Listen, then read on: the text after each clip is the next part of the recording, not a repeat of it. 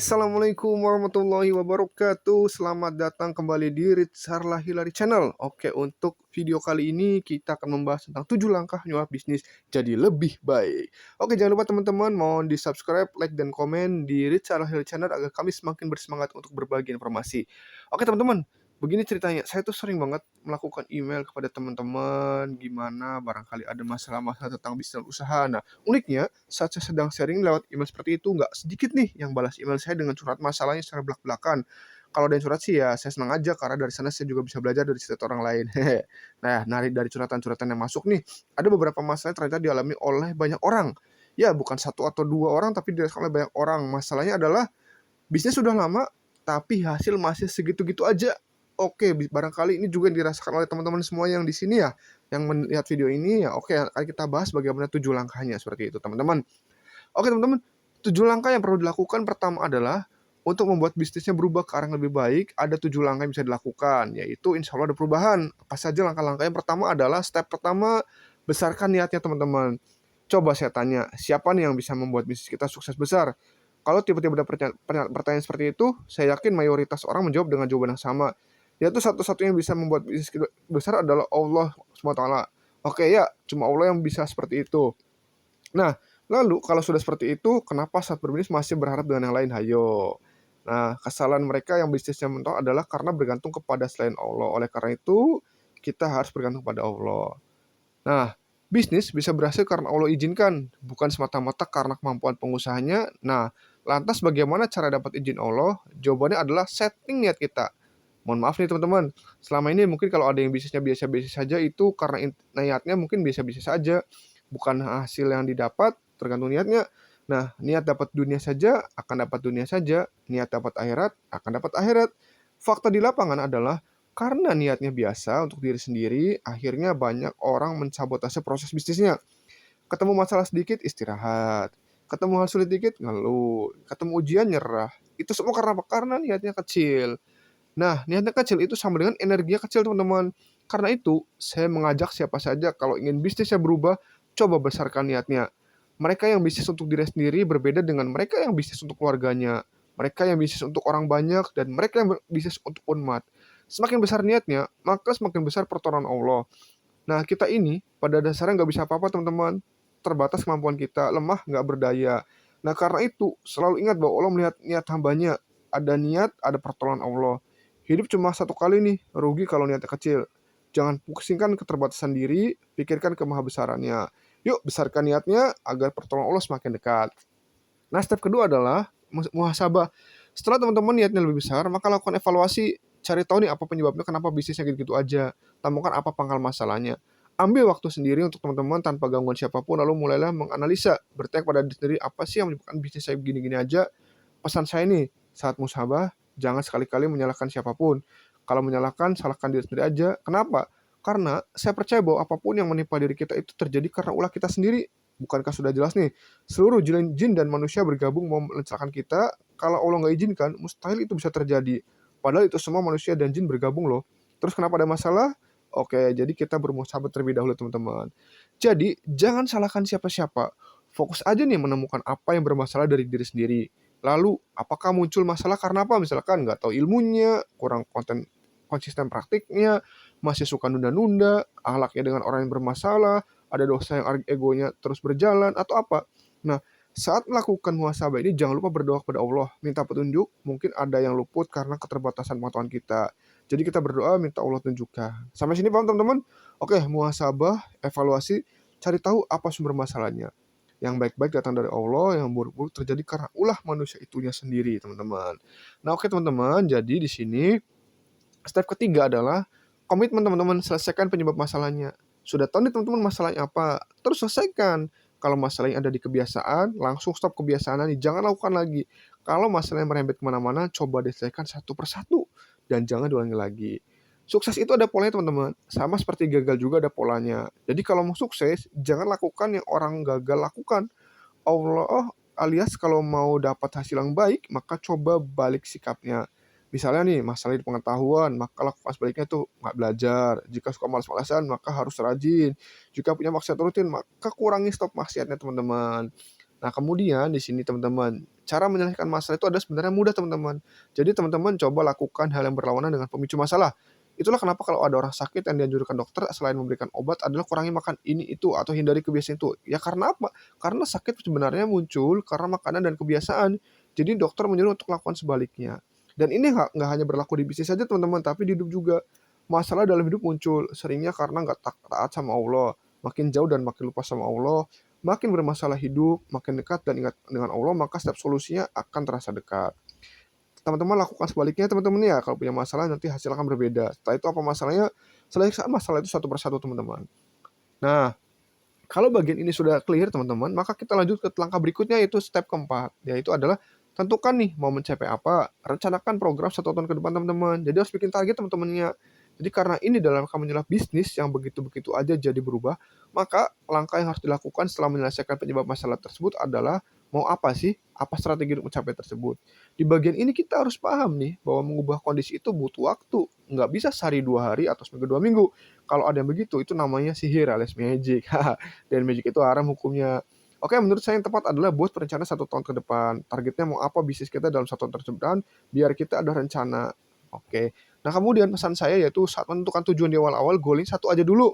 Tentukan satu goal yang menarik buat dicapai dan sudah ada bayangan untuk mencapainya. Kenapa nih cuma satu goal? Ya karena terlalu banyak goal bikin nggak fokus teman-teman. Nggak fokus ini adalah sumber masalah baru. Oleh karena itu banyak orang yang tidak mencapai apa dalam hidupnya karena terlalu banyak goalnya. Otak dan tubuh nggak terbiasa dengan gol yang banyak. Jadinya gol malah lupa semua.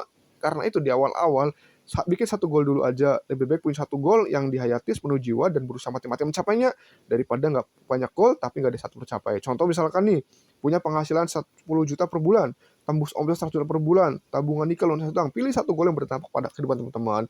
Nah, kalau sudah tahu golnya, selanjutnya adalah susun rencana teman-teman. Susun strateginya sedetail mungkin. Program 1 tahun gimana, program tiap bulan gimana, program mingguan gimana, sampai detail besok mau apa ya harus punya teman-teman. Wajib detail kenapa? Supaya nggak cuma khayalan. Masalahnya, kalau diminta nyusun rencana, banyak yang nggak tahu harus apa, ngeblank lah, alias nggak kebayang apa-apa. Ada yang begitu mungkin teman-teman. Oke, lantas apa solusinya? Solusinya cuma satu, teman-teman cari ilmunya alias belajar. Saya di sini sering ilmu adalah serius mengejar ilmu, buku, guru, dan begitu, insya Allah rezeki akan serius mengejar kita. Ini kata agen entrepreneur ID teman-teman ya. Nah, jadi teman harus membuat dan belajar ilmunya. Lalu, jadi kalau nggak tahu apa-apa ya solusi adalah cari orang yang bisa ngajari. Tambah pengetahuan teman-teman, pelajari ilmunya. Tipsnya dari saya nih yaitu jika benar-benar serius ingin bisnisnya berubah gitu, nggak gitu-gitu aja, maka saat belajarnya maksimal ke 5 orang. Ya, buat di daftar 5 orang yang ilmunya benar-benar dibutuhkan. Kenapa begitu? Karena saat ini terlalu banyak informasi yang membuat kita nggak bisa fokus. Kalau kita belajar ke lebih dari orang sekaligus, yang ada malah seorang akan bingung harus melakukan apa, karena ini, karena itu, tutup informasi, lalu belajar ke maksimal 5 orang saja yang dibutuhkan. Jadi coba cek orang-orang yang berhasil. Mereka mungkin belajar ke banyak orang, tapi orang itu hanya punya beberapa guru yang benar-benar mempengaruhi mereka. Seperti itu teman-teman. Nah, jadi kesimpulannya, belajarnya benar-benar hanya ke beberapa orang saja yang kita butuhkan. Di mana cari guru yang memenuhi 3 kriteria ini teman-teman. Pertama, gurunya itu teruji ilmunya. Yang kedua adalah teruji amalnya. Yang ketiga teruji akhlaknya teman-teman. Jadi belajar ke dia itu ilmunya akan kita bertambah. Ilmunya praktis untuk diterapkan. Teruji amalnya, dia melakukannya yang apa yang diajarkan, dianya nggak berhenti belajar. Kemudian teruji akhlaknya saat berinteraksi dengan kita jadi orang lebih baik, tutur kata, sikap, dan bahkan iman kita semakin baik. Nah, kalau ketemu 3 kriteria itu dalam satu orang, jadikan orang itu guru, ambil ilmunya teman-teman. Jelas sampai sini? Oke, punya satu goal buat rencana detail untuk mencapainya. Kalau nggak tahu rencana, cari ilmunya, cari yang bisa ngajari. Oke, kemudian step kelima adalah jangan tunda eksekusinya teman-teman. Jadi niat sudah besar nih, sumber masalah sudah selesai, sudah ada rencana. Maka selanjutnya adalah action teman-teman, rencana eksekusi teman-teman. Inilah kenapa poin di sebelumnya saya sampaikan bahwa rencananya dibuat sedetail mungkin dari rencana tahunan, bulanan, mingguan, bahkan harian. Kenapa harian? Supaya kebayang nih harus ngapain di lapangan. Intinya action ya, jangan rencana hanya wacana saja. Pesan saya saat mengeksekusi rencana cobalah untuk konsisten teman-teman. Buat apa konsisten? Ya karena konsisten itu adalah pembeda antara mereka yang bisnisnya tumbuh dengan mereka yang bisnisnya nggak kemana-mana. Bayangkan aja kalau actionnya putus-putus, saat mau action ya udah males-malesan, jadi ya putus rantai konsistennya teman-teman. Oke, salah satu musuh utama seorang pengusaha itu adalah penundaan. Pengusaha nggak punya bos yang ngatur, jadi pengusaha bebas mau ngapain kerja kapanpun mereka mau. Masalahnya pintu menunda jadi terbuka lebar. Nah, coba lawan ini teman-teman, karena penundaan itu adalah musuh seorang pengusaha. Jadi teman-teman masa depan akan menunda baik hal itu nggak mau kan? Nah, lalu step 6 adalah jangan hitung-hitungan teman-teman. Maksudnya gimana nih? Ya set action, berikan maksimal mungkin kalau masih ada kesempatan untuk memberikan terbaik, maka berikan yang terbaik teman-teman. Karena salah satu pendapat bisnis adalah karena pengusaha hitung-hitungan jadi teman-teman. Pengusaha hitung-hitungan ini cirinya transaksional, merasa paling berjasa, gemar mengeluh, iri dengan orang lain teman-teman. Padahal siapa tahu rezeki itu ada di balik kita tidak usah berhitung-hitungan teman-teman. Nah, jadi saat mengeksekusi rencana, jangan hitung-hitungan, lakukan sebaik-baiknya, lupakan yang dilakukan dan lanjutkan ke tugas berikutnya. Inilah give the best, forget the rest, and what next. Jangan berpikir hidup pengusaha itu serba nyaman setiap hari. Banyak kok pengusaha yang saya kenal yang omsetnya miliaran harus merelakan jam istirahatnya karena urusan bisnis. Bahkan ada yang harus rela lembur untuk menyelesaikan masalah bisnisnya. Mereka tidak hitung-hitungan dalam melakukan sesuatu hingga rezeki mereka menjadi tak terhitung. Kalau masih ada yang mengatakan bahwa saya ini sudah ini tapi saya sudah melakukan ini tapi gimana? Saya sudah berkorban tapi gimana? Buang jauh-jauh sifat seperti itu teman-teman. Give the best, forget the rest, and what next. Siapa yang action pakai hitung-hitungan rezekinya mudah kehitung teman-teman. Oke, stop terakhir adalah perbaiki hubungan dengan orang tua. Yang ini wajib dilakukan ya, nggak ada kompromi teman-teman. Kalau memang belum bisa bahagiakan orang tua dengan harta, maka bahagiakan mereka dengan sikap dan kata-kata. Di depan orang tua berusaha menyenangkan mereka dengan sikap-sikap kita. Di depan orang tua pilih kosakata yang menyenangkan mereka. Kenapa orang tua? Ya alasannya karena saya nggak pernah lihat orang sukses yang punya masalah dengan orang tuanya. Biasanya urusan dengan orang tua beres, insya Allah lu urusan lain itu beres. Tapi ketika ada urusan dengan orang tua berantakan, maka pastikan urusan yang lain pun akan berantakan teman-teman. Jadi segera perbaiki hubungan baik dengan orang tua teman-teman, minta doa dan minta restunya teman-teman seperti itu. Nah, jadi jangan mimpi bangun bisnis yang menghasilkan kalau sama orang tua sikap dan kata-katanya sembarangan. Perbaiki urusan dengan orang tua, doakan mereka dan minta doa dari mereka. Yang perlu dicatat di sini nih, berbakti bukan hanya karena ingin bisnis membaik, tapi berbakti karena adalah perintah Allah. Kenapa niatnya seperti itu? Karena kalau niatnya cuma ingin bisnis, maka pasti akan dapat itu. Tapi kalau niatnya karena Allah, maka akan dapat lebih dari itu. Yang punya salah sama orang tua, ayo minta maaf. Yang udah lama nggak hubungi, ayo kontak, hubungi. Sekarang ada WhatsApp, ada telepon. Yang suka buat jengkel, maka berubahlah teman-teman. Sekali lagi, kalau memang belum bisa bagian orang tua dengan harta, maka bahagiakan mereka dengan sikap dan kata-kata. Tidak ada orang sukses yang bermasalah dengan orang tuanya. Nah, gimana? Jelas nih apa yang udah harus dilakukan. Oke, kalau bisnis sudah lama, tapi ngerasa bisnisnya nggak kemana-mana dan hasilnya gitu-gitu aja, maka lakukan ini tadi. Besarkan niatnya karena Allah, temukan apa masalahnya, selesaikan masalahnya, kemudian tentukan goal dan buat rencana. Satu goal saja dulu ya, kemudian wajib detail mungkin, kemudian jangan tunda eksekusi segera mungkin, kemudian jangan lakukan hitung-hitungan teman-teman. Berikan yang terbaik, lupakan yang sudah dilakukan, lanjutkan tugas berikutnya. Kemudian yang ketujuh, perbaiki dan senangkan orang tua. Tidak ada orang sukses yang punya masalah dengan orang tua. Silakan lakukan ketujuh hal ini, insya Allah bisnisnya akan meningkat. Itulah pengalaman dari saya selama ini teman-teman. Kalau bisnis jangan main-main, jangan kebaikan bercanda. Masa bisnis sudah berbulan-bulan, bahkan bertahun-tahun, kok sepertinya nggak ada perubahan.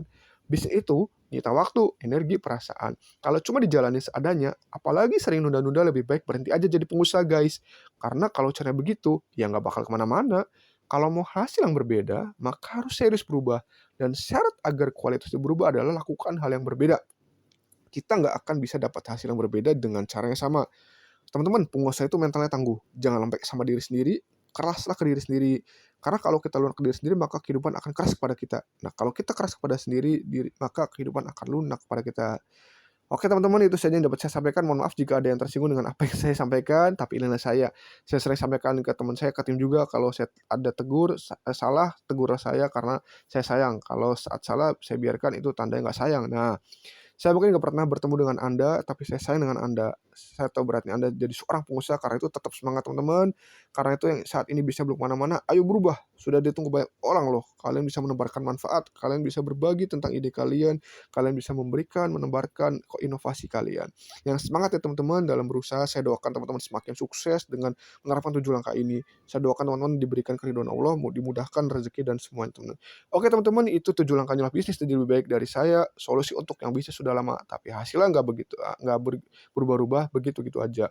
Oke teman-teman, terima kasih atas nonton video ini. Jangan lupa di subscribe, like, dan komen agar saya semakin bersemangat untuk berbagi informasi dan berbagi ilmu kepada teman-teman semua di Richard Hilary Channel ini. Jangan lupa share ke teman-teman yang lainnya ya, agar kita bisa memberikan manfaat dan juga memberikan semangat untuk teman-teman pengusaha yang lainnya.